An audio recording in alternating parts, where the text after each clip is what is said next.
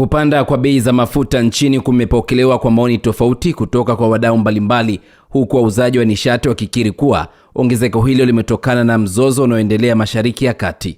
Pamoja na hali hiyo, wameipongeza serikali ya Tanzania kwa hatua ya kutoa ruzuku ya shilingi 259 kwa kila lita ya dizeli ili kupunguza makali ya gharama kwa wananchi.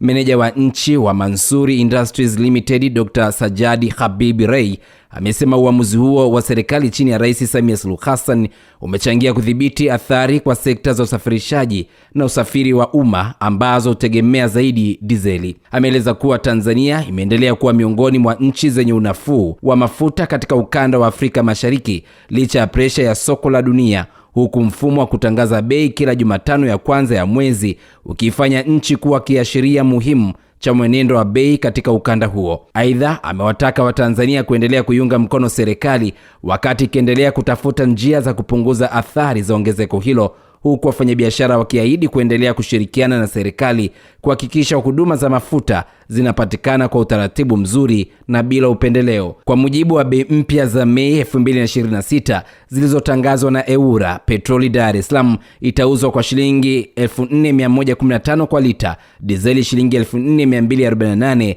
na mafuta ya taa shilingi 4677 kwa lita.